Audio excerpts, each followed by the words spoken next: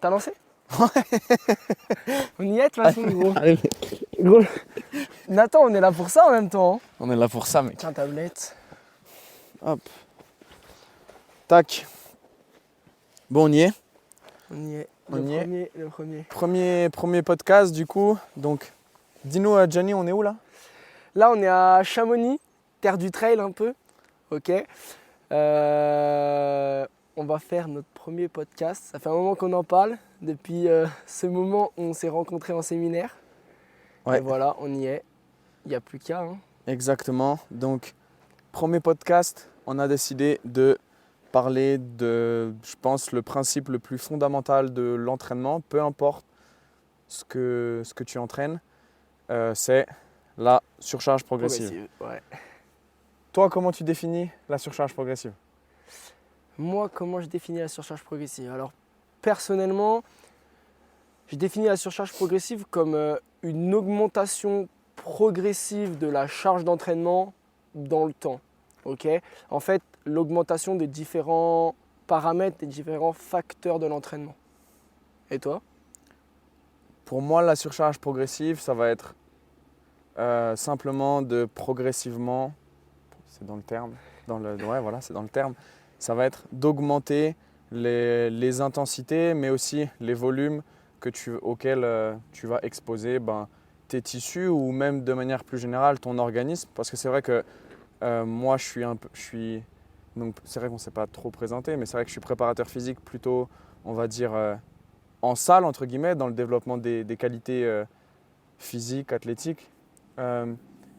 Toi, tu fais ça aussi, mais tu es beaucoup dans tout ce qui est préparation pour les sports d'endurance, sport outdoor. Et au final, c'est une notion qui est commune. Bah, totalement. En fait, dans tous les entraînements, au-delà des préparations en salle ou des sports d'endurance, sur des sports collectifs, c'est pareil. Sur des sports un peu plus techniques, alors, si on prend le tir à l'arc, quoi que ce soit, si tu veux développer tes qualités physiques, c'est pareil. En fait, c'est transversal à toutes les pratiques sportives, je pense. Ouais, et c'est important ce que tu viens de dire, c'est que même pour de l'apprentissage technique ou de l'apprentissage moteur, au final, tu as aussi cette notion de surcharge. Tu ne viens pas apprendre du jour au lendemain un mouvement ultra complexe comme, je sais pas, on peut prendre l'haltérophilie, puisque toi et moi on connaît. Tu ne viens pas du jour au lendemain surcharger ton cerveau d'informations pour apprendre la technique. C'est juste pour dire que c'est pas juste la charge que tu mets sur ta barre, c'est pas juste la durée de ta sortie en course à pied. Ça rentre, enfin, l'apprentissage technique rentre aussi dans cette notion de surcharge progressive. Tout simplement, tu commences pas par le snatch direct, quoi. Tu fais des étapes intermédiaires. Voilà, tu apprends toutes les semi-techniques, exactement. Il y a un petit truc qui m'est venu en tête là quand tu as parlé de toi, ta définition de la surcharge progressive. Tu as parlé de volume et d'intensité. Est-ce que tu peux définir soit le volume, soit l'intensité, et puis moi je te définis l'autre selon moi, et puis après on inverse. Commence par celui que tu veux. Alors l'intensité, c'est, pour moi l'intensité c'est relatif à un max. C'est relatif à un max. Ça peut être une charge max, ça peut être aussi une vitesse max. Je pense que beaucoup de personnes aujourd'hui connaissent la notion de la 1RM, donc la charge maximale que tu peux te déplacer une fois. Donc, par exemple, en squat, on travaille beaucoup avec des pourcentages de la 1RM. Et puis, je parlais de vitesse aussi parce que, par exemple, ça peut être ton sprint. Ton sprint, c'est par exemple ton allure max en course, et tu peux très bien travailler avec, imaginons, des pourcentages de cette allure max. Donc l'intensité, pour moi, c'est ça, c'est relatif à un effort max. Alors après, est-ce qu'on doit travailler avec des pourcentages de charge ou des pourcentages de vitesse? C'est pas ce que je suis en train de dire. Je pense aussi qu'il y a on peut travailler avec des intensités subjectives, mais voilà, pour moi, c'est ça l'intensité. L'intensité, ok. Ouais, je te rejoins sur pas mal de choses quand même. Hein. Sur les charges, l'intention. Voilà, en fait, c'est juste avoir des pourcentages, que ce soit subjectif ou objectif, de quelque chose qui est maximal en fait. Exactement, de quelque chose qui est maximal. C'est obligé. Donc voilà. Moi, personnellement, au niveau du volume, et après, je pense qu'on va se rejoindre sur un point qui est le volume à une certaine intensité, ou le volume d'intensité plutôt. Ouais. Donc, personnellement, le volume, Qu'on dissocie sport d'endurance, sport collectif ou préparation physique en salle, ou même tout simplement quelqu'un qui veut juste faire de la musculation d'un point de vue santé, le volume en fait c'est ce que tu fais en général, d'accord? C'est-à-dire le nombre de séries, le nombre de répétitions, le temps que tu peux passer sous tension, ok? Faire 10 reps avec un tempo lent ou 10 reps avec un tempo rapide, à la fin de ta séance, tu n'as pas passé le même temps sous tension. Donc c'est pas la même difficulté. Si on part plutôt sur des sports outdoor, des sports d'endurance, ça va être ton temps, la durée de ta sortie en une sortie. Le dénivelé, ça peut être en vélo, en trail. Ça peut être au-delà de la durée de la sortie en elle-même, ton volume total dans la semaine, d'accord? Et c'est là où je pense que le volume d'intensité, pareil, quelles que soient les pratiques sportives, est très important parce que 8 heures d'entraînement à basse intensité, que ce soit de l'hypertrophie de loin de l'échec ou de la zone 2, de l'endurance fondamentale en course à pied, en sport d'endurance, c'est pas pareil que 8 heures à bloc. Donc je pense qu'au-delà du volume général, rep, série, temps, temps sous tension, je pense que le volume à une certaine intensité est primordial aussi à comprendre. Ah, c'est clair, c'est clair. Au final, le volume, juste pour le résumer, en un mot, c'est une quantité. Ouais, une quantité, C'est exactement. une quantité, c'est juste ça. Il faut contrôler du coup ta quantité d'entraînement. Ça me fait penser sur l'intensité. Qu'est-ce qu'on entend par volume d'intensité? C'est si par exemple, toujours pour rester sur l'exemple de la 1RM au squat, si je fais ma 1RM en back squat, je ne vais pas pouvoir faire, je vais pas demander à quelqu'un de faire 10 fois sa 1RM. C'est impossible parce qu'à partir du moment où tu as fait un 1RM, tu as fait un 1RM. En tout cas, sur une séance. Donc le volume d'intensité, ça va être, par exemple, je vais demander de me faire 10 séries, pour rester dans le même exemple, 10 séries avec tant de reps à tel pourcentage de cette valeur max. Je pense qu'on a bien balayé les notions de volume et d'intensité. Volume et intensité, ouais. Voilà. Après, moi, si c'est pour les personnes peut-être qui sont un peu plus dans l'outdoor, que ce soit fondeur, cycliste ou même runner, trailer, au-delà du nombre de séries, en fait, ton volume a une intensité donnée. Il faut bien comprendre que déjà la base, c'est ta base, ton endurance de base, ton endurance fondamentale. Et si tu tapes d'une semaine à l'autre, tu passes de 1 heure de haute intensité.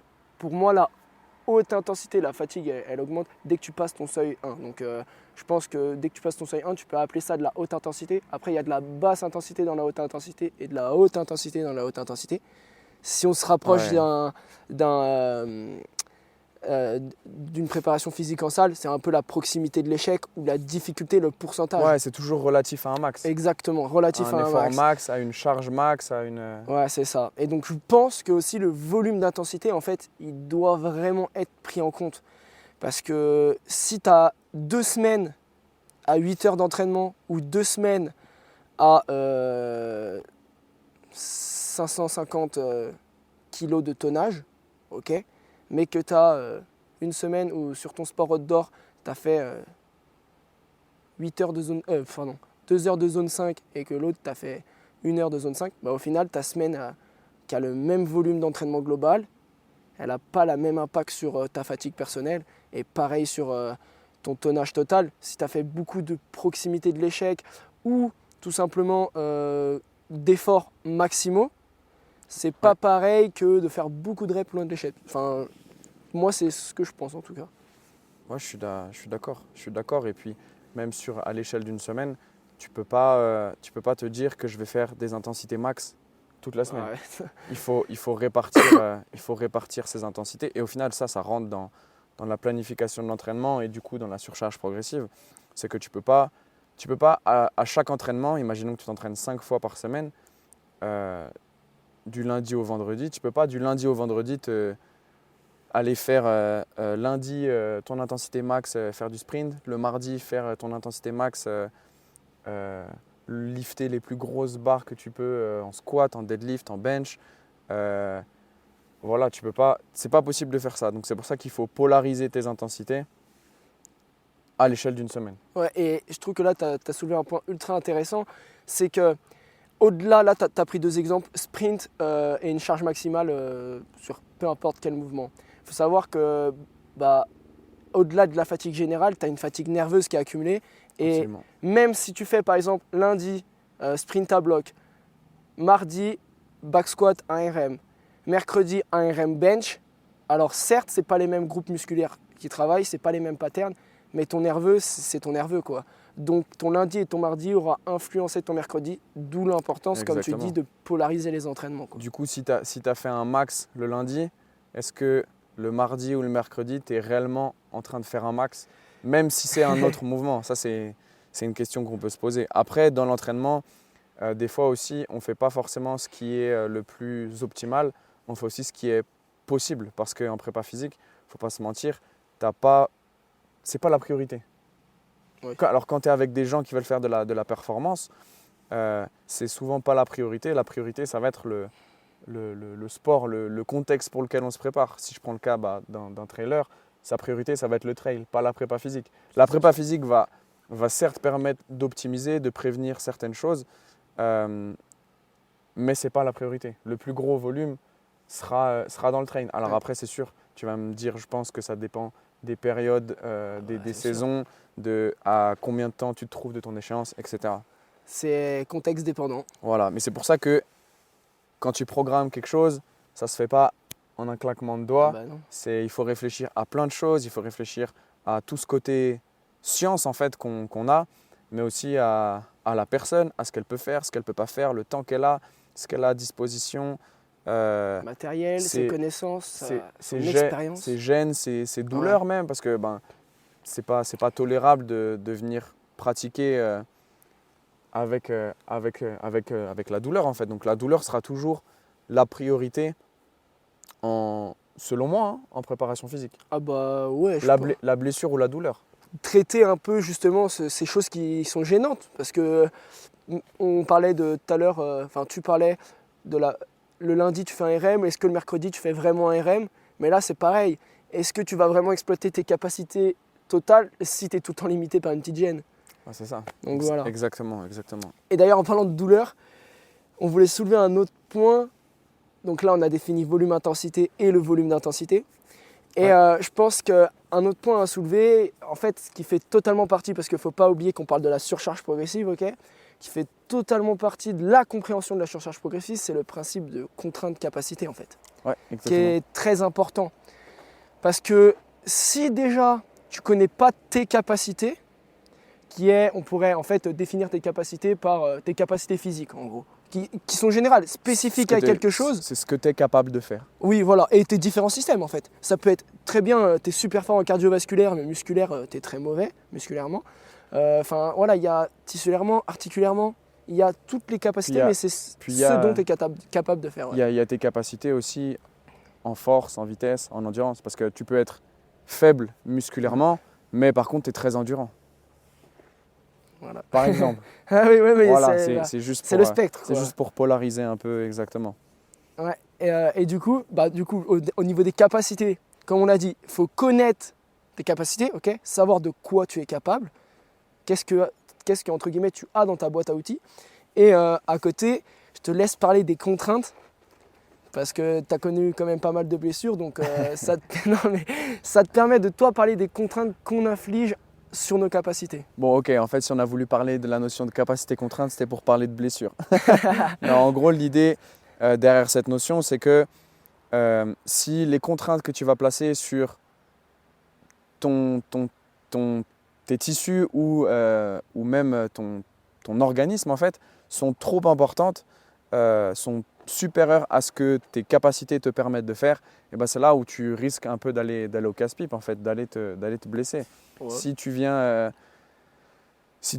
sur ton back squat mettre une charge très importante, tu vas chercher ta 1 RM, mais que tes tissus au niveau, par exemple, de tes genoux ne sont pas capables de tolérer la contrainte, en fait, tu peux être sûr que tu vas en ressortir avec des douleurs. Et dans le pire des cas, ça peut être avec une blessure. Et ça, c'est valable aussi pour des blessures traumatiques. Donc moi j'ai expérimenté ça dans mon sport, dans la slackline acrobatique. Je me suis pris des tôles, faut le dire, et je me suis fait ligament croisé, une fracture au radius en peu de temps, trop peu de temps d'ailleurs. Mais voilà, dans un sport par exemple avec du contact, comme j'en sais rien, le foot, le rugby ou même des sports de combat, ça peut être sur un contact. Je fais un changement de direction et en même temps j'ai un joueur qui me tombe sur le genou, bam, je me fais un genou. Donc ça, au final, le mécanisme est toujours le même, c'est que je place trop de contraintes sur un tissu et il n'est pas capable d'encaisser ces contraintes. Et là c'est vrai qu'on a parlé uniquement de capacité, enfin, comment dire, uniquement de blessures traumatiques, mais c'est valable aussi pour le chronique. Je pense que toi, ça, tu as dû l'expérimenter dans ta pratique d'endurance parce que tu n'as jamais de choses vraiment très, très traumatiques. Ouais. C'est de l'usure. C'est de l'usure. Et au-delà de ça, en fait, au-delà de la blessure en elle-même, ce que j'ai pu constater sur moi-même, parce que je suis très émotif, personnellement, au-delà de la blessure physique, c'est la santé mentale. C'est-à-dire, je pense que si tu as les capacités physiques, tu les pousses, ok, tu mets des contraintes qui sont cohérentes par rapport à tes capacités pour progresser. Ok, donc tu mets des contraintes cohérentes. Mais qu'au-delà de ça, ta capacité de travail, ton acceptation au temps d'entraînement, au temps que tu dédies à l'entraînement, enfin vraiment l'acceptation du travail, il n'est pas là derrière. Au final, tu n'as pas les capacités d'accepter le travail que tu te contrains. Ok, tu peux avoir aussi des douleurs, on peut appeler ça des douleurs mentales en fait. Pas envie de s'entraîner, pas la motive, pas de bonnes sensations. Et ça, c'est aussi quelque chose d'usure en fait. C'est que la première semaine, tu vas pas t'en rendre compte. Le premier mois, tu vas peut-être te dire, je vais un peu trop forcer, je suis allé un peu trop loin, j'ai fait des sorties trop longues, j'ai poussé trop lourd à la salle. Et c'est sur du long terme. Donc en fait, c'est plutôt des blessures d'usure au-delà de la blessure qui est extrinsèque. Blessure extrinsèque, c'est tout ce qui est un choc externe, d'accord, chute, choc, contact, enfin voilà. Qui est subite et que tu ne peux pas forcément prévoir. Tu peux t'y préparer, mais tu ne peux pas prévoir la blessure extrinsèque. Ouais. Au-delà de ça, la blessure intrinsèque, elle peut être brutale. J'aime pas ce terme, mais info-mouvement ou tout simplement des contraintes supérieures à tes capacités. Mais elle peut être aussi incrémentale, c'est-à-dire tu te blesses progressivement. Exemple concret pour les runners avec qui ça va beaucoup parler, la périostite. Okay, la périostite, ça ne va pas t'arriver du jour au lendemain. Ça va être progressif parce que ton volume, ta surcharge progressive n'a pas été respectée. Okay, tu as mis des capacités trop élevées par rapport à des contraintes trop élevées par rapport à tes capacités, soit trop vite, soit trop longtemps. Voilà. Soit trop fort. Exactement. Donc, au-delà de la blessure traumatique, comme tu l'expliquais, il y a tout ce qui est blessure d'usure et blessure intrinsèque, quoi. Tout ce qui est, on pourrait appeler ça myoaponévrotique surtout. Ouais, exactement. Ou même articulaire, tendineux. Enfin, myoaponévrotique. Au final, c'est ça du coup qu'on cherche à faire en préparation physique grâce à la surcharge progressive, c'est d'augmenter nos capacités, ce qu'on peut tolérer comme contrainte. Ça ne veut pas dire que on sera le plus fort du monde. Tu vois, on parlait de blessures traumatiques.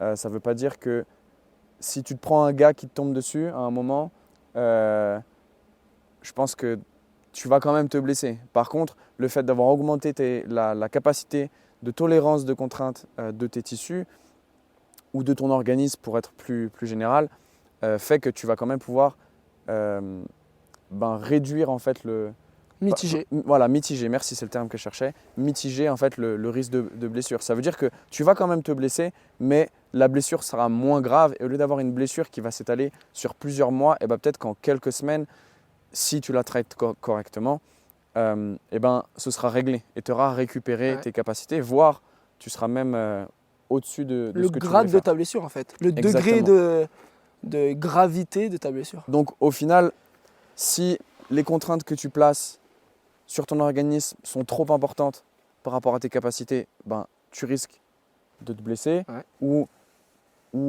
pas forcément de te blesser, mais de t'user et puis même de déborder en fait sur ce qu'on appelle le surentraînement. Si tes contraintes que tu places, elles ne sont pas suffisamment importantes et ben, au final, tu génères aucune adaptation. Donc en fait, c'est même pas un stress. Parce qu'en fait, c'est vrai qu'on a oublié de préciser ça, mais en fait, c'est la base de l'entraînement. La base de l'entraînement, c'est de stresser l'organisme et puis de profiter de ce phénomène de surcompensation. Je démarre à un niveau 1, je vais m'entraîner, je vais régresser et puis après, je vais récupérer. Et c'est après cette phase de récupération seulement que je serai à mon niveau 2. Et en fait, c'est ça se fait sur du long terme. Entre ma séance 1 et ma séance 2, la progression que j'ai eue, elle est invisible. Oui. Elle est invisible. Mais par Même contre, de ta semaine 1 à ta semaine 2. ouais, c'est vrai. Mais entre ta séance 1 et ta séance 100, et ben là, tu as un gros gap et là, tu as une vraie progression qui est visible en fait. Ouais, donc pour revenir à ça, justement, ce que tu viens de dire là au niveau contrainte supérieure capacité, usure, blessure. Okay, après, tu as parlé justement du stress et c'est là où on en vient au deuxième, c'est contrainte inférieure, mais vraiment inférieure, loin de tes capacités, c'est stagnation pendant un certain temps, voire même au bout d'un moment régression. Ouais, voire même une régression, exactement. Voire même une régression. Okay, on a tous pu expérimenter ça, que ce soit en période de vacances, tu t'entraînes pas pendant 1, 2, 3 semaines, d'accord, que ce soit en période de blessure, tu te focus sur, tu t'es fait mal au genou, tu te focuses sur ton genou, tu vas perdre certaines autres capacités physiques. Okay, tout simplement. Tu ne travailles pas, tu ne mets pas de stress, ou alors tu mets très peu de stress, stagnation, voire régression. Et le dernier, c'est là où il faut jouer avec les paramètres de la surcharge progressive, savoir où tu en es, savoir tes capacités, savoir quelles contraintes tu mets pour engendrer le bon stress qui te permet la progression. Okay, donc, on va imaginer, c'est un peu le principe de surcompensation, mais on va imaginer une ligne rouge. Okay, la ligne rouge, c'est au-dessus de ce volume, tu as un risque de te blesser, tu as un risque d'usure. Okay, mais il n'est pas brutal. Hein, si tu passes trop de temps au-dessus de cette ligne rouge, là, c'est dangereux. Okay, si tu passes peu de temps, ça peut créer des adaptations qui sont plus importantes que si tu es juste en dessous de cette ligne rouge. D'accord, donc on a notre ligne rouge, c'est notre capacité, ce qu'on est capable d'encaisser. Juste au-dessus, il y a un risque si on y reste longtemps. Si on ne reste pas très très longtemps, il n'y a pas de risque. C'est justement de la progression. Si par contre on est loin en dessous, vraiment très loin de cette ligne rouge, sur stagnation voire régression, et c'est là où il faut essayer de se rapprocher de cette ligne rouge, la dépasser, rester assez proche, sans être trop loin au-dessus, trop loin en dessous, pour justement avoir les résultats escomptés. J'avais fait une publication là-dessus que j'avais appelée la surcharge optimale. Et en fait, c'est que dans surcharge progressive, il y a quand même le terme de surcharge. C'est vrai que depuis tout à l'heure, on est un peu uniquement dans la mise en garde parce qu'il faut faire attention, il ne faut pas vouloir aller trop vite. Mais il y a quand même cette notion de surcharge. Et que je me souviens, j'avais dessiné une figure, un spectre en fait. Et c'est que d'un côté, tu as trop de surcharge et de l'autre côté, tu n'as pas assez de surcharge. C'est exactement ce que Gianni vient de décrire. Et en fait, il faut que toi, tu sois quand même un petit peu en direction du trop de surcharge. Il faut quand même aller vers la surcharge. Il faut placer un petit peu plus que ce que tu es capable de faire pour générer justement cette adaptation. Le principe, c'est que ce soit un stress. Si à un moment, ça a été facile et tu n'as pas été dans le dur un peu, tu n'as pas ressenti cet effort, bah forcément, il n'y a pas d'adaptation et derrière, il n'y a pas de progression. Que moi, c'est quand j'ai appris ce concept, ça m'a énormément parlé. C'est le concept de répétition effective, en fait, tout simplement. Exactement. Tu es dans une fourchette où, on ne va pas rentrer en détail sur ce principe-là, mais il faut se dire que les répétitions effectives, tu en as 5. Si tu es dans ces 5 reps, tu crées une adaptation. Si tu es en dessous, tu es un débutant, tu peux créer des adaptations. Si tu es quelqu'un d'expérimenté, tu n'auras pas d'adaptation, tu auras de la stagnation, de la régression. Et si tu pousses tout le temps à l'échec, tout le temps, bah là, tu as un risque de blessure. Donc, tu es en risque d'usure, de blessure. Blessure, voilà, de régression, quoi. Régression, en fait, on en revient à la même chose, régression, parce que tu es ralenti dans ta progression. T'en fais trop et ton organisme n'a pas le temps de récupérer. Voilà, c'est ça. Donc, encore une fois, c'est la bonne dose, la surcharge optimale. Dose optimale pour progresser, créer les bonnes adaptations. Et ce qu'il faut savoir, c'est que l'important, c'est aussi de connaître ses capacités. Du coup, on en revient au départ, parce que Nathan ou moi, on n'a pas les mêmes capacités sur les mêmes qualités physiques. On va courir, on ne va pas courir à la même vitesse pour créer les mêmes adaptations. On fait de l'hypertrophie sur un mouvement donné, on ne va pas mettre la même charge pour créer les mêmes adaptations. Exactement. Alors qu'on a le même nombre de séries, le même nombre de reps, juste on adapte en fonction de soi-même. Il est important d'avoir conscience de ses capacités. Et c'est là où du coup on en revient aux notions de volume et d'intensité. Volume, intensité, vas- contrainte, capacité. Tu adaptes le volume, l'intensité au final à la personne et à ses capacités. Ouais, contexte dépendant, exactement. Du coup, Ouais. on parle beaucoup de capacités, mais ça veut dire qu'à un moment, il faut les tester, ces capacités. Et donc, comment est-ce qu'on teste ces capacités? C'est une bonne question, ça. Bonne question. Il y a plein de choses à tester. Il y a énormément de choses. Énormément de choses. Énormément. Surtout, encore une fois, surtout sur toutes les qualités physiques, sur Ouais, toutes c'est les ça. capacités que tu peux avoir. Et je pense que, en parlant de test, logiquement, on va tous se rapprocher du testing, ok? Que ce soit un RM, que ce soit une force isométrique calculée avec un dynamomètre, que ce soit un temps sur une distance donnée, ok? Ouais, Bref, ou de la vitesse de déplacement de barre. voilà. Et après, même dans le côté plus, comment dire, dans les disciplines un peu plus métaboliques, entre guillemets, Ouais, tout ce qui va être puissance critique. ouais, puissance, Puissance vitesse. critique, ça, vitesse, ouais. ça t'es plus calé que moi là-dessus. Mais ça aussi, c'est du testing. Ouais, Et c'est ça du aussi, testing, c'est de l'évaluation de capacité. Ouais, et du coup, donc ça c'est vraiment la partie testing et je pense, et c'est là où il faut prendre note de vos entraînements, prenez note de vos entraînements, c'est très important, Exactement. parce que chaque entraînement est un test en lui-même, ok? Ah, c'est vrai ça. C'est-à-dire que peut-être qu'un jour ça va être écrit dans ta prog, tu me fais 3 répétitions avec un tempo de 3 secondes de descente, 2 secondes en bas, ok? Tu commences à monter en charge, tu te sens super fort. Éloigne-toi de la prog, fais-toi un 3 RM. Tu auras toujours une charge à 3 RM qui te sera, que tu auras testé et qui t'aura permis de connaître quelque chose. Donc chaque entraînement est un test en lui-même. Le meilleur exemple, c'est le CrossFit. Le meilleur exemple, c'est le CrossFit. Ils font des WOD qui, tout simplement, ils prennent un WOD, ils le font à un instant T, ils s'entraînent, ils le répètent à un autre instant T. T'es allé plus vite, t'as fait plus de reps, t'as progressé. Ouais, c'est vrai. C'est un test en lui-même. En soi, c'est un test en lui-même. Et d'ailleurs, si je dis pas de bêtises, quand tu regardes les compétitions, les games, ça s'appelle les tests. Ouais, c'est des tests. Et, C'est ça.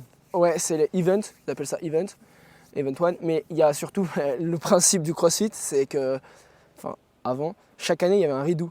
C'est-à-dire qu'aux Open, en fait, c'est le principe d'un test, quoi. C'est aux Open, peut-être qu'en 2011, tu as fait un certain WOD. En 2021, ils vont te remettre le même WOD, redo du WOD de 2011. Et en fait, ça permet à certaines personnes de voir leur progression en 10 ans, quoi. Ah ouais, bah ouais. Imaginons, c'était un fort time, finir en un temps le plus rapidement possible. Tu mettais 12 minutes et là, tu en mets 9,30. La progression, elle est énorme, quoi. Donc, c'est un test en lui-même. Chaque entraînement est un test en lui-même.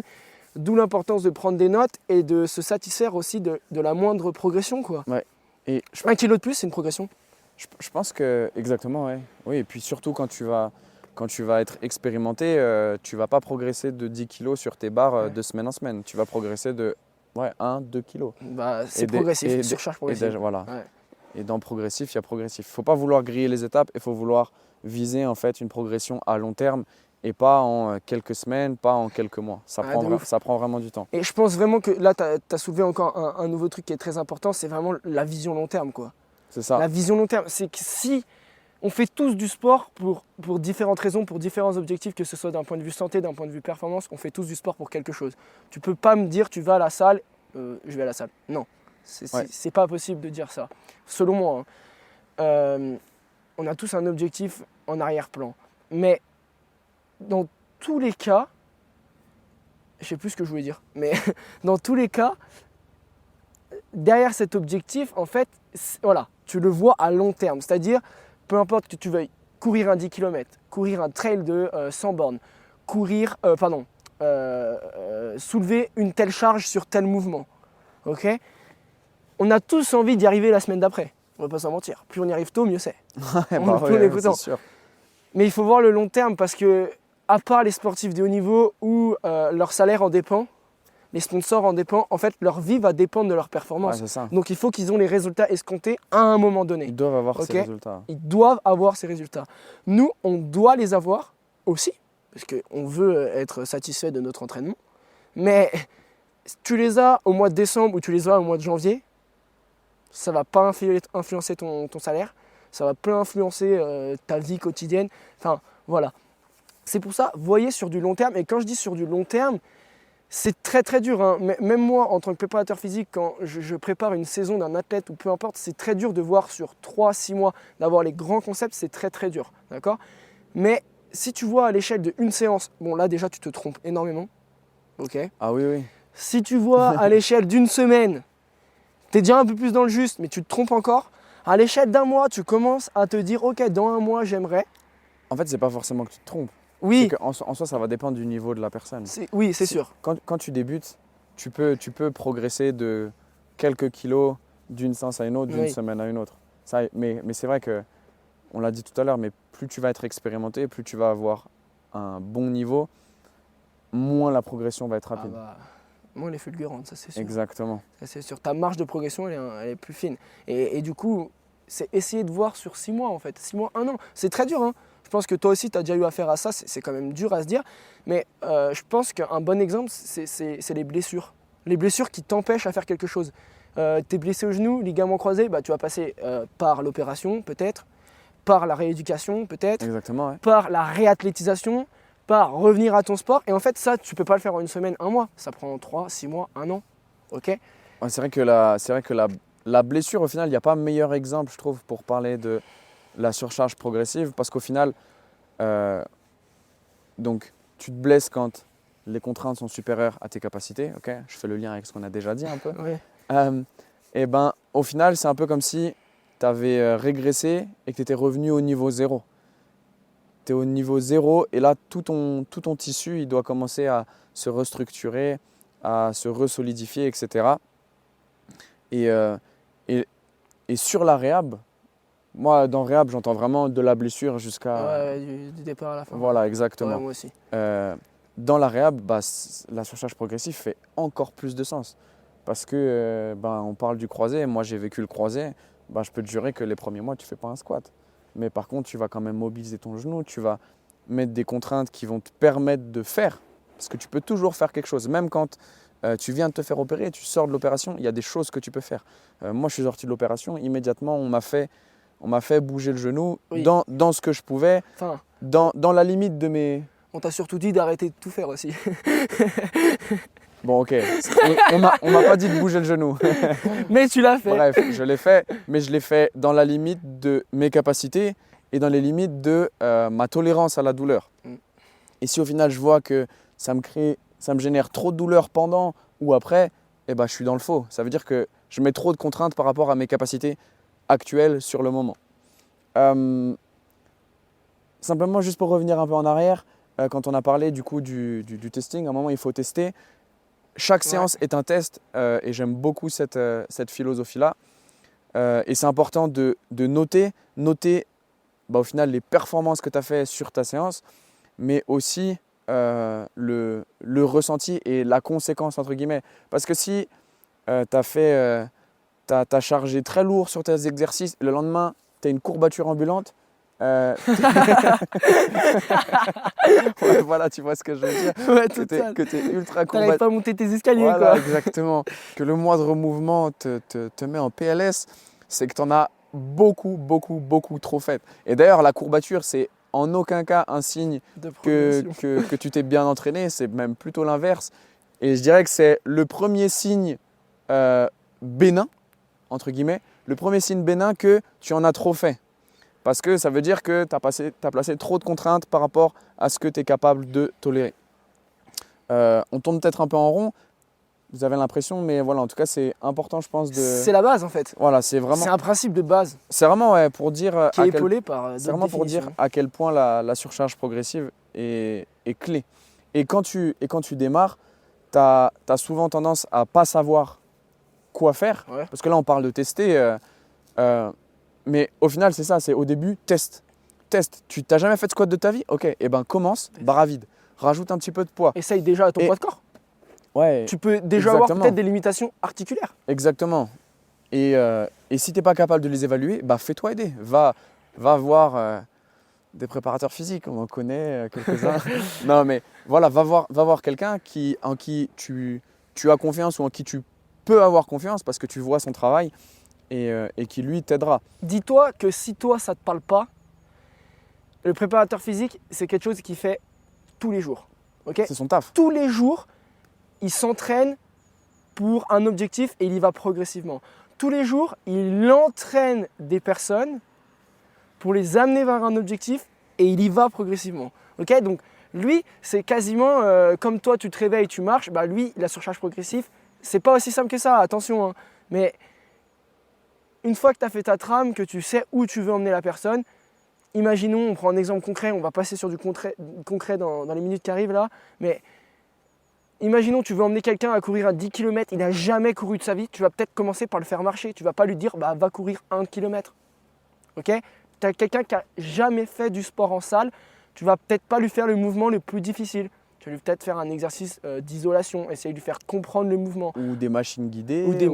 Ou en fait quelque chose de simple, commencer simplement. C'est comme on l'a dit au début, la surcharge progressive, ça englobe aussi le technique et la complexité. Toutes tes capacités. Toutes tes capacités. Oui, tout exactement. Et en vrai, même le mental, on pourrait même aller loin et rentrer dans le mental. Ouais. Le truc, c'est que c'est pas notre domaine et peut-être qu'à terme, on fera intervenir quelqu'un sur la prépa physique. Bon, ok, en vrai, je tease déjà parce qu'on a déjà une idée de qui on veut faire intervenir. Mais voilà, c'est juste pour dire que ça concerne tout. Et je finirai juste sur cette partie en disant que quand tu débutes, il vaut mieux que tu en fasses moins que trop. Parce qu'une fois, en fait, moi j'aime bien dire que le trop, en fait, ça rime avec trop tard. Parce qu'une fois que tu en as fait trop, une fois que tu es blessé, c'est trop tard, il n'y a pas de retour en arrière.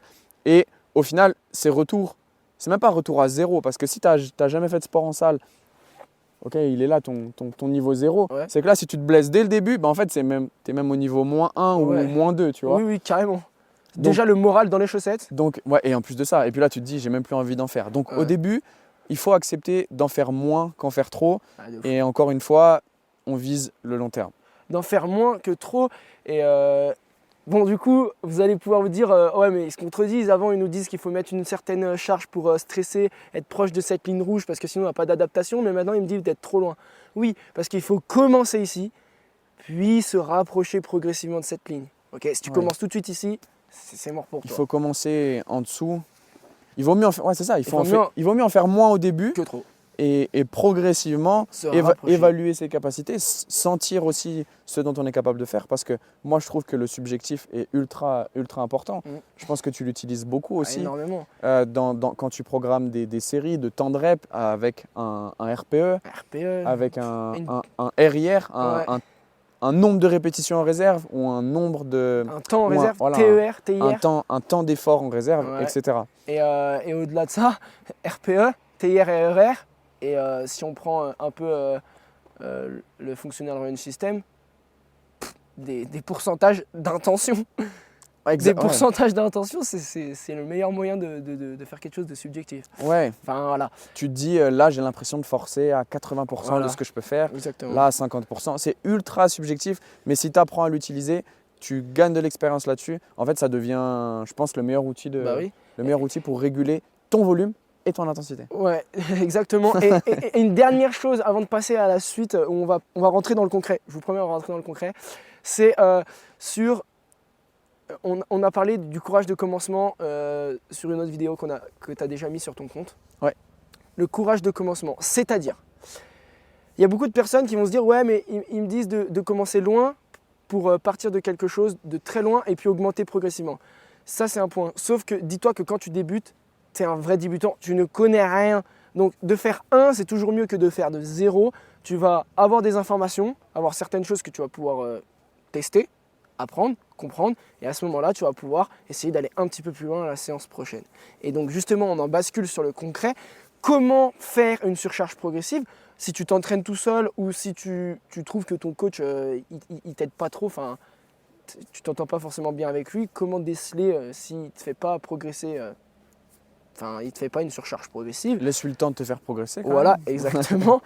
Mais comment faire une surcharge progressive? Et on va avoir 3 échelles, à l'échelle d'une séance, à l'échelle d'un cycle, okay, que ce soit 1, 2, 3 mois, 4, 8, 12 semaines, ou à l'échelle, voire même d'une saison, okay, d'une saison ou d'une carrière sportive. Ouais. Je te laisse commencer à l'échelle d'une séance. Alors, c'est simple, donne des trucs concrets. En vrai, c'est large. Hein. C'est large. C'est large aussi parce que ça dépend pour quel objectif on va travailler. En tout cas, ce qui est sûr, c'est qu'on sait aujourd'hui que quand tu t'entraînes, tu peux développer plusieurs qualités physiques en même temps. Non, c'est le croisement. Ah, c'est linéaire. Périodisation linéaire. Non, tu peux développer plusieurs qualités physiques en même temps. Tu ne vas pas en développer 50, mais tu peux en cibler 2 ou 3. De la mobilité, de la vitesse, de la force, bref. Déjà, la surcharge progressive que tu vas pouvoir faire, c'est pendant ta préparation, pendant ton warm-up, ton échauffement. Déjà ça, en fait, c'est déjà une surcharge progressive. Si tu vas faire de la force ou même de la vitesse, en fait, tu vas venir progressivement stimuler ton système nerveux, stimuler tes différents tissus à produire de la force, à produire de la vitesse. Ça, c'est déjà en fait une… Comprends bien que tu pars de zéro, pas chaud, Ouais, je m'échauffe jusqu'à ma série. Si tu pars de zéro et tu fais tout de suite ta série, Ouais. déjà, il n'y a pas de surcharge progressive au sein même de ton échauffement. Exactement. Et si tu pars pour aller faire je sais pas, 3 RM au back squat, donc 3 reps avec la charge max que je peux déplacer sur ces 3 reps, si déjà pendant ton échauffement, tu t'es pas approché de cette intensité-là, il n'y a pas de surcharge progressive. Tu n'es pas dans le juste. C'est vrai. Et au-delà de ça, c'est là, il a bougé. Ah, ça fait partie des aléas du direct. Ok, on est dehors en pleine nature, on a entendu un bruit. Bref, On a eu peur. moi j'ai cru, je sais pas, il y avait un chien. Peut-être que si on avait été exposé progressivement à des bruits auxquels on n'est pas habitué, on serait pas stressé. Voilà, exactement. Exactement. Et au-delà, du coup, moi je vais partir sur vraiment quelque chose d'encore plus concret. Ton échauffement, J'avais pas t'as bien fini, mais c'est compris? pas grave. Ah ok, bon vas-y alors, je te laisse faire. Vas-y, Non, vas-y. Et par exemple, moi. C'est l'arbre, il nous a perturbés. Exactement, c'est l'arbre qui nous a perturbés. Moi j'aime bien par exemple, tu vois, au sein d'une séance, partir un peu du volume et aller vers l'intensité. Par exemple, on garde toujours cet exemple de squat parce qu'on parle de ça depuis le début. Par exemple, je vais donner à la personne 4 séries de squats à faire, ok, et sur les 2 premières séries, je peux lui demander de faire des séries de j'en sais rien, 10 reps. Et puis, sur la série 3 et 4, je vais lui demander de faire peut-être 6. Et puis, sur la dernière, 4 reps. Okay, ce qui fait qu'en lui demandant toujours le même RIR, donc le même nombre de répétitions en réserve, ça veut dire que théoriquement, elle va être capable d'augmenter les charges qu'elle va utiliser pour travailler. Donc là, c'est un exemple de surcharge. Okay, on pourrait en faire 20 milliards. On aurait très bien pu faire l'inverse, okay, commencer avec du lourd et ensuite avoir du plus léger entre guillemets pour avoir plus de volume. Ça, comme on l'a dit au début, ça dépend du contexte et puis des objectifs qu'on a. Mais ça, c'est un truc que j'aime bien faire quand je programme. Ouais, de volume à intensité, intéressant. Exactement. Ou dans l'autre sens, Et ça dépend. ça dépend aussi dans l'autre sens. Et puis je trouve que c'est dans tout ce qu'on parlait de subjectif, là on a enfin quelque chose qui est vraiment objectif. En gros, tu es parti certes de beaucoup de reps à une charge un peu faible, mais tu es allé vers moins de reps à une charge plus lourde. Élevé. Donc, automatiquement, tu as eu de la progression, tu as eu ça. une surcharge, tu es parti de léger à lourd. Donc c'est là où je pense que dans un entraînement en salle, et après je vais passer sur un entraînement, une séance en outdoor, mais sur un entraînement en salle, ce qui est important, en fait, c'est se dire que le moindre kilo, c'est une progression, c'est une surcharge. En fait, pars à une charge que tu es sûr de valider pour te rapprocher progressivement de l'échec, d'un nombre de répétitions en réserve qui diminue, pour après, pourquoi pas, aller à l'échec. Et quand à l'échec, on fait quoi quand on est à l'échec? Tout simplement, tu essayes d'augmenter ta charge à l'échec. Exemple, tu as fait 6 reps à l'échec, peu importe le mouvement, 6 reps à l'échec à 20 kg. Ok, très bien. Et la semaine prochaine, tu essayes de faire 6 reps à l'échec à 21 kg. Ou 7 reps à 20 kg. Ou 7 reps à 20 kg. Ça dépend. Il y a plein de moyens d'augmenter en fait. C'est pour ça qu'on disait tout à l'heure, la programmation, ça ne se fait pas en un claquement de doigts. Tout est réfléchi. Il faut… Parce que 6 reps à l'échec en passant de 20 à 21 ou 7 reps en restant à 20, c'est pas les mêmes adaptations aussi. Exactement. C'est pas forcément les mêmes adaptations. Et on cherche à biaiser le signal d'adaptation en fonction des objectifs qu'on a. Pour l'outdoor, du coup? Ouais, pour l'outdoor, du coup, si on parle un peu d'outdoor, au niveau à l'échelle d'une séance, ça peut tout simplement être, imaginons, on prend quelqu'un qui débute la course à pied ou qui débute le vélo. Déjà, ta séance, elle va être courte. Okay, donc tu peux augmenter ce temps de séance. Au lieu d'aller courir 1 heure ou 1 kilomètre ou alors plutôt 5 km, tu vas aller courir 1 km ou simplement 20 minutes. Commence light. Tu peux aussi alterner au niveau du stress mécanique qui est imposé. Okay, au lieu de courir vite, tu peux courir lentement. Okay, commencer à intensité très simple, une intensité subjective de 2-3 sur 10. Ou alors tout simplement faire de la marche. Au lieu de courir, marche. Donc voilà, au sein d'une séance, c'est plutôt au niveau du volume général. Et après, quand tu es pas expérimenté, mais que si tu commences à connaître un peu plus l'entraînement outdoor, passer sur quelque chose d'un peu plus intense. Tu peux rester à 1 heure, mais au lieu de faire 1 heure facile, tu fais 40 minutes facile, puis 20 minutes un peu plus dur. Ouais. Tu as augmenté la difficulté de ta séance, c'est une surcharge. C'est pareil que les kilos qu'on disait tout à l'heure, ou la proximité de l'échec, ou simplement le temps sous tension. Ouais, en fait, on module le volume et l'intensité. Au sein d'une seule et même séance. Okay, donc c'est ça qu'il faut comprendre. Essaye de comparer tes séances les unes aux autres. Est-ce que celle-ci était plus volumineuse ou est-ce que celle-ci était plus intense que la précédente? Okay, je pense que là, du coup, on a peut... donné des clés à l'échelle d'une séance. Ouais, on a donné des clés à l'échelle d'une séance et maintenant on peut même extrapoler à l'échelle d'un cycle. D'un cycle, ouais, de plusieurs semaines. Ouais, en fait. plusieurs semaines. De plusieurs semaines. Ben, moi, au final, ce que je fais à l'échelle d'une séance, je le fais aussi à Commande C, commande V. Je le fais, ouais. CTRL-C, CTRL-V. Non, commande Apple. Ah, pardon.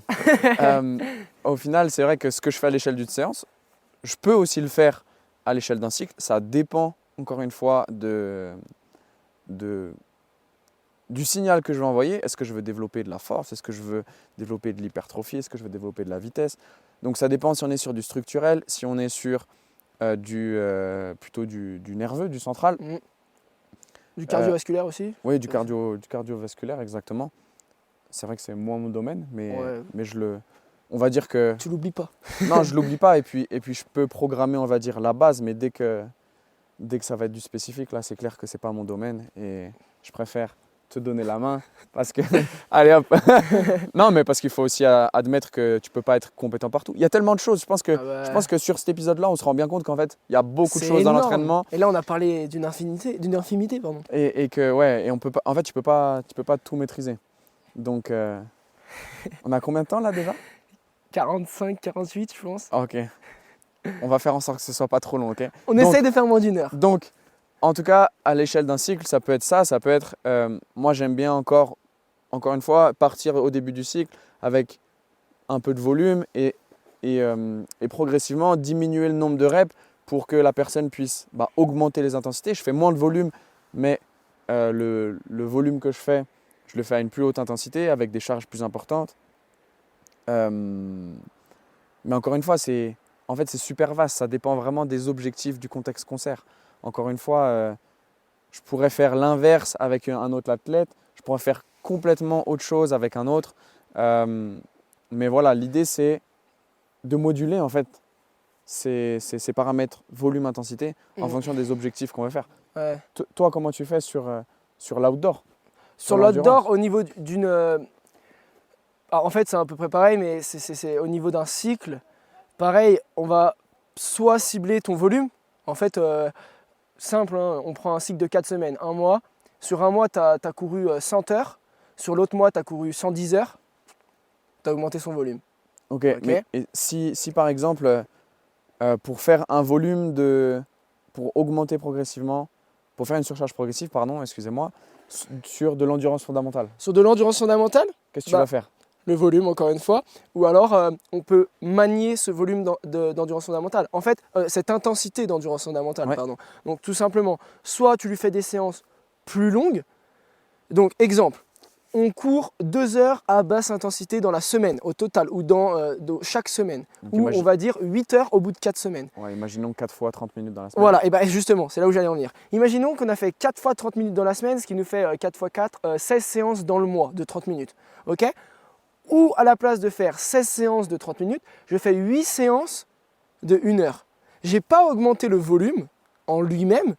Par contre, au sein du cycle, enfin des 4 semaines, j'ai diminué le nombre de séances, donc mes séances sont plus longues. Donc ce n'est pas le même stress pour mon organisme. 30 minutes, ce n'est pas pareil que 1 heure. Ok, c'est la même intensité, mais ce n'est pas pareil que 1 heure. Okay, tu peux même jouer l'intensité en elle-même dans la basse intensité. Est-ce que je suis loin de mon premier seuil? Est-ce que je suis en plein milieu de ma zone 2? Ou est-ce que je titille ce premier seuil? Ok. Ouais. C'est pas le même stress encore une fois, c'est pas la même fatigue accumulée. On peut jouer au sein d'un cycle, donc sur le volume, encore une fois, tu peux jouer sur, en fonction de ton sport, le dénivelé, la Ouais. distance, le volume horaire. Ok, tu as énormément de choses que tu peux. La fréquence d'entraînement, énormément de choses que tu peux varier. Et si on passe à côté de ça, donc sur l'intensité, en fait, tout simplement, c'est combien de temps tu vas passer à une certaine intensité. Mais au Le fil. volume d'intensité. Bah ouais, le qu'on volume parlait au début. d'intensité. Et en fait, c'est pareil, dans ton intensité, tu peux très bien faire du tempo, qui est entre guillemets la basse intensité de la haute intensité, ou de faire des intervalles VO2 max, ou de faire des sprints. Enfin, c'est pas les mêmes adaptations. Et faire 30 minutes de sprint, c'est pas pareil que faire 30 minutes de seuil. Déjà, va faire 30 minutes de sprint, tu n'y arriveras jamais. Ok. Ouais, c'est ce que j'étais en train de me dire. Mais enfin, au-delà du volume en lui-même, même si c'est la grosse base, je pense qu'il faut réussir à augmenter aussi son intensité parce que on peut très vite s'enfermer, surtout dans les sports d'endurance, dans un volume très très élevé sans intensité.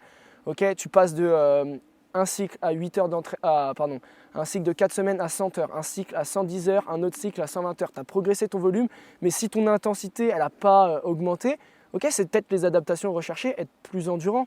Mais tu peux très bien rester à 100 heures et augmenter ta tolérance à une certaine intensité. Ouais. Ou tout simplement, si on fait que du tempo, ta tolérance au lactate. Okay, voilà, Ça rentre dans le spécifique. ouais, on rentre dans le spécifique, mais c'est encore une fois, tu as un volume de 100 heures en 4 semaines, tu peux le faire pendant peut-être 6 mois, ce volume de 100 heures pendant 4 semaines.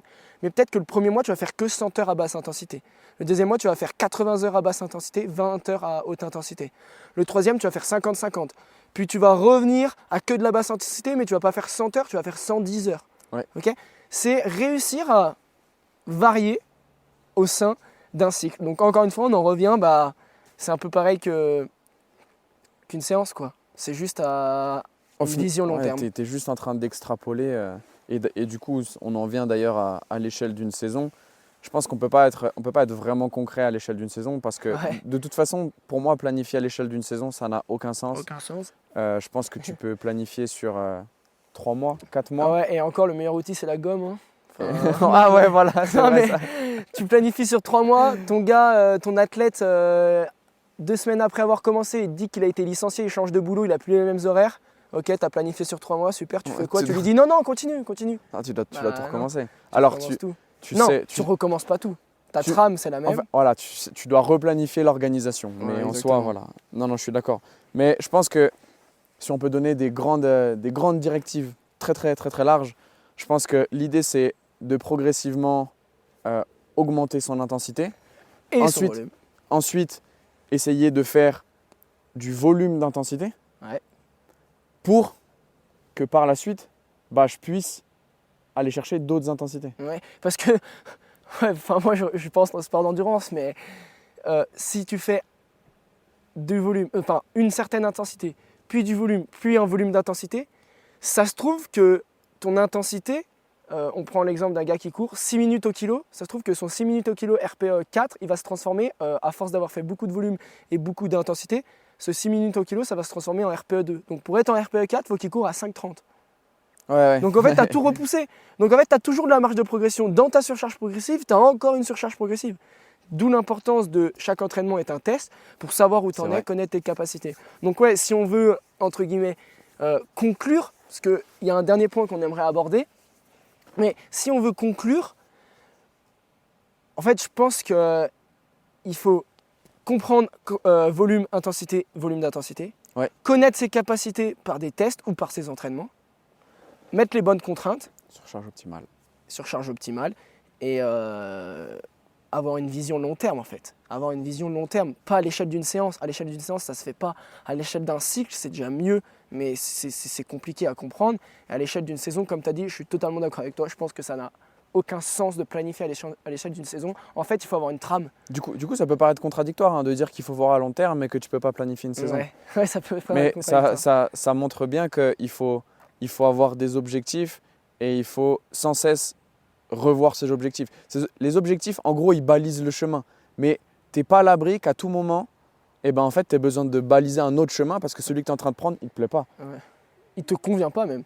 Ouais, il ne te convient pas, enfin, il convient pas au contexte, à l'athlète, etc. Je pense qu'on a fait le tour là-dessus. Le dernier point par lequel on voulait terminer, c'est le fait que la progression, elle n'est pas linéaire. Et du coup, la surcharge non plus. Moi, ce qui me vient en tête, c'est que on parlait du coup d'intensité. C'est que parfois, on veut travailler avec des pourcentages de notre max, d'un effort max. Et en fait, nos capacités, elles ne sont pas linéaires. Ça veut dire que je crois que j'avais fait une publication là-dessus sur la force justement. Et du coup, je vais parler de ça. C'est que ta force max, ce n'est pas la même d'un jour à un autre. Aujourd'hui, tu es capable de lifter 100 au squat. Demain, tu vas être capable de faire 120. Et puis le lendemain, tu vas descendre à 90 et tu ne sais pas pourquoi. Et ben, au final, tes capacités ne sont pas linéaires. Donc, ta performance ne va pas l'être. Et in fine, ta surcharge ne va pas l'être non plus. Et c'est pour ça que nous, on aime bien travailler avec ces notions d'effort subjectif, que ce soit le RIR, le RPE, parce que aujourd'hui, ta barre de 100 kg, c'est un RPE 8, mais demain, ça se trouve que ce sera un RPE 6. Ouais. Donc en fait, tu ne seras pas du tout à la stimulation qu'on veut avoir, si par exemple on veut stimuler le nerveux. Et donc en fait, il va falloir que tu mettes plus lourd pour monter à ce RPE 8. Voilà moi à quoi ça me faisait penser. Donc au final, travailler avec des outils subjectifs, d'évaluation subjective, pour moi quelque part c'est ce qu'il y a de plus objectif. Peut-être pas au début, si tu n'es pas expérimenté à utiliser ces outils, ce ne sera peut-être pas très objectif, mais au fur et à mesure, tu vas prendre conscience de tes capacités, prendre conscience de tes limites et puis tu vas te sentir, tu vas te connaître. Tu te dis « Ah, aujourd'hui, c'est vrai que je suis un peu fatigué, j'ai peut-être pas assez mangé, j'ai peut-être pas assez dormi, donc je ne suis pas capable de linéariser ma performance. Ouais. Je ne sais pas si l'image est claire, mais, en fait, mais voilà. C'est ne pas linéariser sa performance. Et au-delà de ça, en fait, c'est que si tous les jours tu es fatigué, elle va être linéaire ta performance. Mais mais vers le bas. Elle sera linéaire vers le bas. Oh le con. Oh, il régresse, mais il continue de s'entraîner. Non, mais ouais. En fait, j'aime beaucoup ce que tu as dit avec le subjectif, c'est le plus objectif. Ouais. Je vais citer Sean Seal de Upside Strength. Un jour en visio, il m'a dit que le subjectif, c'est un super pouvoir. Ouais. Mais il a totalement raison. Au départ, tu ne le connais pas, ce super pouvoir. 80%, 50%, 20%, tu n'arrives même pas à savoir où tu en es. Okay, ou alors, tu arrives à objectiver avec un dynamomètre, par exemple. Okay. Ouais, sur des productions de force, par exemple. Des productions de force. Tu arrives à objectiver avec un dynamomètre. Imaginons que tu n'as pas de dynamomètre, tu ne peux pas objectiver. Ce qu'il faut que tu fasses, c'est que toi, avec ton intensité subjective, tu arrives à te connaître le plus possible pour savoir où tu en es réellement et ça deviendra objectif. Ouais, et pour te dire, là je force à 20%, là je force à 50%. Mais là, de toute façon, au-delà de voilà exactement, mais au-delà de l'intensité, si on prend quelque chose d'objectif, on a toujours vécu, tout le monde a vécu cet entraînement où la barre à vide te paraît lourde. Ouais. Où le lendemain, tu viens, la barre à vide, au lieu de te paraître 20 kilos, elle t'en paraît 10. En fait, c'est juste, actuellement, tu es peut-être plus en forme, et le jour où elle t'en paraît 30 au lieu de 20, non, tu es fatigué, c'est pas grave. Monte. Si c'est écrit 3 fois 10 reps à, 3 fois 3 reps à 82% de ton RM, avec, donc c'est là où c'est cool de relier, de corréler subjectif et objectif, un pourcentage d'un RM, objectif, un RPE, subjectif. 3 fois 3 reps à 82% de ton RM avec un RPE si possible de 8. 8-9. Et on peut encore ajouter avec un RER de temps, 1-2 reps. Par exemple. Et bien à ce moment-là, plus tu as d'informations, plus tu vas pouvoir te baser toi sur tes capacités, en fait, ta capacité à te connaître ou ta capacité à respecter un RPE ou ta capacité à respecter un pourcentage. Et ça se trouve que ce 82% à 3 reps le lundi, c'est pile poil RPE 8, RER 1-2. Pile poil. Donc tous les paramètres sont au vert. Ça se trouve que le vendredi, ce 82%, c'est RPE 6. Donc c'est trop simple. Va chercher un 85, 86% peut-être. Ok. Ouais. Et peut-être que ce 82%, comme l'a dit Nathan, eh ben, le lundi de la semaine d'après, c'est plus un RPE 8, c'est un RPE 9, voire 10, tu es quasiment à l'échec. Tu n'as plus beaucoup de reps en réserve. Diminue un petit peu ta charge parce que ce n'est pas l'objectif recherché de la séance d'être à l'échec. Exactement. Voilà. Donc, je pense qu'il ne faut pas dire objectif ou subjectif, mais il faut dire objectif et subjectif. Ah, exactement. En fait, c'est ça. plus tu as d'infos, mieux c'est. On a beaucoup parlé de charge. Maintenant, si je reviens juste pour finir sur la partie outdoor, pour les cyclistes ou pour les runners, que ce soit au niveau puissance, développé, vitesse, allure maintenue. Tu fais pas la natation.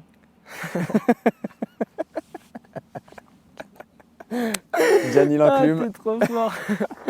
Non, je suis pas nageur professionnel, on laisse ça à Michael Phelps et aux entraîneurs de natation. Mais si on revient à quelque chose de subjectif ou d'objectif, puissance ou allure maintenue ou vitesse maintenue, ok, tu développes un 300 watts un jour J, tu as un RPE 8, tu développes un 300 watts un autre jour, tu as un RPE 7, bah voilà, augmente tes watts et puis voilà. Pareil, 6 minutes au kilo sur du plat, c'est pas 6 minutes en montée, ajuste à ton RPE, sauf si tu as un coach qui t'a donné une vitesse critique et qui t'extrapole des zones par rapport à un pourcentage de pente. Après, j'ai envie de te dire, objectif, subjectif, il faut avoir les deux. Plus tu as d'infos, mieux c'est. C'est ce que tu as dit, c'est objectif et subjectif. Et Voilà. moi, je dirais même subjectif et objectif. Parce que je pense que. Dans l'autre sens. Voilà, exactement. Prendre ton subjectif et voir sur ce qui était demandé objectivement. Exactement, parce qu'au final, la surcharge, pardon, je la refais sans avoir le cheveu sur la langue, la surcharge progressive fait le lien, nous permet de faire notre planification, notre périodisation. Mais au final, la périodisation, c'est rien de plus qu'un outil. Okay, on balise un chemin et à tout moment, on peut avoir besoin d'emprunter un autre chemin. Donc, ce qui est écrit sur le papier, tu dois faire tant de reps à tel pourcentage. Bah, peut-être qu'aujourd'hui, ce pourcentage, ce ne sera pas la bonne stimulation et il va falloir faire un peu plus. Si on parle d'un pourcentage objectif, j'entends. Ouais. Donc, c'est là où tu vas venir compléter avec le subjectif de dire « Ah ouais, mais si je travaille à ce pourcentage-là, eh ben, ouais, je me rends compte que c'est pas assez, il faut que je mette un peu plus. Ou alors c'est trop et je vais mettre un peu moins. » Et je veux juste dire un truc, c'est Le mot de la fin. Ouais, le mot de la fin, allez, on va appeler ça comme ça, le mot de la fin. En gros, le mot de la fin, c'est pour subjectif et objectif, c'est j'ai déjà parlé avec pas mal d'athlètes qui ont travaillé énormément de temps au pourcentage de RM. Ok ? Et à chaque fois que j'essaye de leur éduquer, de leur apprendre le subjectif, le RPE, le RER, le TER, c'est tout le temps quasiment la même réponse. Oui, mais j'y arrive pas. Ok. Donc, je te donne des pistes. Essaye de ne pas t'enfermer dans quelque chose que tu n'arrives pas. Parce que si tout simplement tu t'enfermes dans oui, j'y arrive pas, à ce moment-là, tu n'y arriveras jamais. Si tu ne veux pas travailler au RPE, tu ne veux pas travailler au RER, à ce moment-là, tu ne pourras jamais te dire oh, ok, je suis à RER combien temps ou RPE temps. Ouais. Okay, c'est impossible. Il faut pratiquer pour se dire hier j'étais RPE 8, peut-être que je me suis menti, j'étais RPE 5. Tu pratiques, t'apprends, note, relis, apprends et essaye d'être plus juste sur ton ressenti. Affine tout ça. Donc, vraiment, teste des choses et essaye d'apprendre plutôt que de s'enfermer dans une méthode. D'accord ? Vraiment, c'est tester et c'est simplement, c'est test en fait. Prends un maximum d'informations et ça te permettra d'être le plus juste possible et d'acquérir encore une fois ce super pouvoir qui est l'intensité subjective. Voilà. Ok, moi du coup en fait je te pique le mot de la fin. En fait, je te lance. Le mot de la fin c'est juste quelque chose que j'aime bien dire, c'est l'entraînement est une expérience. Moi je te pique le mot de la fin. C'est tout. Plus jamais faible. Non, ok. Donc simplement pour terminer, Gianni, où est-ce qu'on te retrouve ? Moi, on me retrouve plutôt sur Insta, Train to Summit, ok. Et après, sur le podcast, quoi. Ouais, bah ouais, sur le podcast. Sur le podcast, mais sur Insta et puis un peu avec des collabs avec Nathan. Et au niveau de là où j'exerce en Savoie, Haute-Savoie. Donc sur tout ce qui est présentiel, aux alentours de Aix-les-Bains, Rumi, Annecy. Et au niveau distanciel, après ça dépend, tout peut être faisable, mais principalement sur de la programmation outdoor, parce que j'ai pas encore toute l'infrastructure au niveau préparation physique distancielle. Et toi, Nat, Et ben moi du coup tes réseaux? essentiellement sur Instagram, NatJack, plus jamais faible. Voilà, c'est mon petit slogan. Du coup je travaille en ligne et puis au niveau présentiel, j'exerce pour le moment principalement du côté de la Suisse, donc vers Genève, mais sinon je suis localisé dans le secteur, pareil, Savoie, Haute-Savoie, donc je suis relativement disponible dans cette région, quoi. Ouais. Et puis venez nous rencontrer parce que franchement, Franchement, là où on est, pour ceux qui écoutent, vous voyez pas, pour ceux qui regardent, là vous voyez que c'est vraiment incroyable. incroyable. J'espère que la vidéo rend bien, j'espère que ce premier podcast vous aura plu, qu'on n'est pas trop parti dans tous les sens, qu'on a été clair. N'hésitez pas si vous avez des questions, soit à nous contacter sur nos réseaux respectifs qu'on mettra dans la description, tout ça, pour qu'il soit facile à trouver.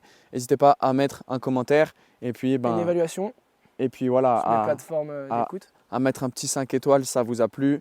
Et puis à partager s'il vous plaît, parce que c'est notre premier. Donnez-nous de la force, ok. Nous, on fait ça vraiment par passion et si derrière ça peut aider des gens, en fait, on a tout gagné. C'est juste du partage simplement. Et c'est gratuit. Ouais, c'est gratuit de une. Mais au-delà de ça, moi je sais que je suis beaucoup présentiel, ok, je suis beaucoup humain. S'il y a des gens qu'on rencontre ou qu'on connaît déjà qui écoutent le podcast, n'hésitez pas à nous en parler en réel, quoi. Ça fera un nouveau sujet de discussion. Exactement. On est personne, on n'est que des êtres humains. Ouais. Donc voilà. Et puis on est ouvert à tous les sujets. Voilà. Bon, merci d'avoir écouté. Hein. Ouais, merci d'avoir écouté. Merci Johnny. Et puis à la prochaine pour le prochain podcast. épisode.